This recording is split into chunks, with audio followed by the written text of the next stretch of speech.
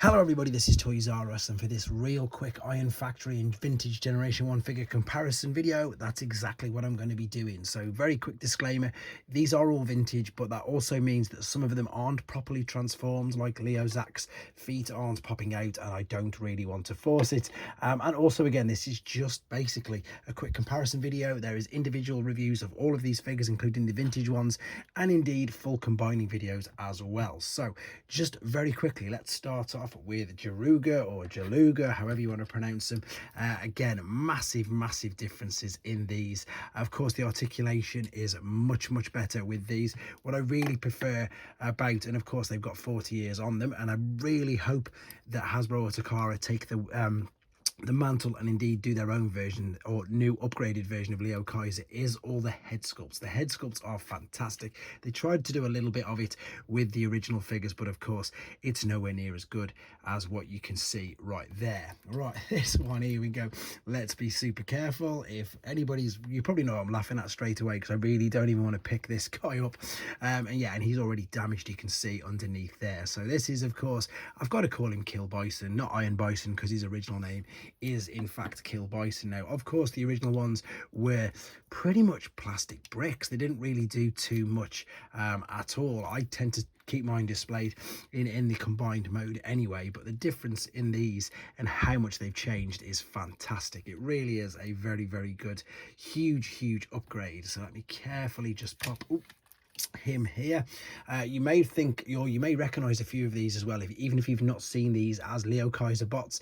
That's because of course the rescue force, some of the Autobot team, especially in Europe, had versions of these particular molds as well, but they didn't combine. So this is Drillhorn. Once again, head sculpt is just fantastic. Again, I'm not going through all the articulation points. You can pretty much see how much more articulate these are, and as I say, there are individual videos up already, but these are there. And of course I've not put any of the Breastmaster partners in either with these, and again that's intentional, just so I'm not having to keep taking them in and out. If you're new to the channel, I've unfortunately been very unfortunate in breaking quite a few vintage figures for videos, and I've already had to take my liokaiser apart to do this, and the last thing I want to do is tempt any more fate. Well, here's Leo Zach, fantastic looking. Again, head sculpt is sensational, and these figures, I think this was Rescue Force Jet, and yes, the feet would normally fold down, and indeed he would have a breast force partner as well. But again, looking really good. This, I suppose, is just a little bit of a bonus, because I know people are going to ask, and I wanted to do a bit of justice, or a little bit slower, shall I say, rather than just getting the quick review and getting the figures put up. So there you go, slightly different color scheme. Obviously this is much more cartoon accurate. This is the color that the toy actually was, and as you can see that right there, again, head sculpt stands out the most, and even with this guy hasn't got his breast force partner, he still looks pretty good. So Hellbat was his name, by the way. Yeah, not Fellbat, that's what they've changed him to. The original name was Hellbat. And the final one is of course Skyhawk, which was the last member of the team. So there they all are compared with their original selves. So with regards to videos, as I say, there's quite a few of them. In fact, what I will do is I'll stick them in their own playlist. So there you go, guys. Check out the Ironfactory take on a liokaiser figure and check out the playlist. So because I've obviously got them in their robot mode, I thought I might as well do this as well. So we've already seen the individual bot comparison. This, I suppose, is probably one of the main ones. And of course, this is again exactly where you see how much nearly 40 years of engineering has improved.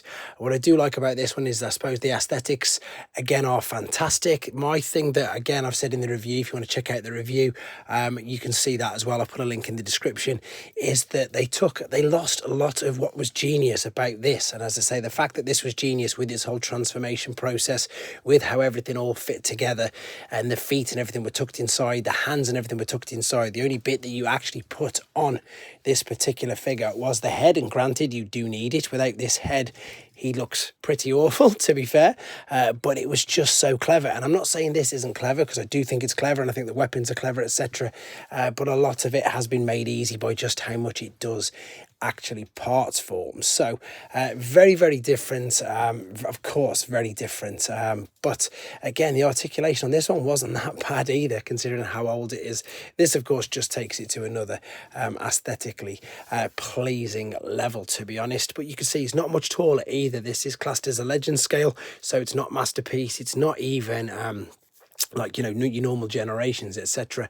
Motormaster is much bigger. It would be towering above at the back. But again, this particular video is just to show you the differences between the G1 and the newer version, which is there. So I also hope that this does massively give Hasbro a springboard to see, you know, just how popular these particular line of figures are, because of course Japanese G1 was just so niche for so long. Now it's, you know, it's been 2 HasLabs, we've had Galaxy Shuttle sort of, etc, etc.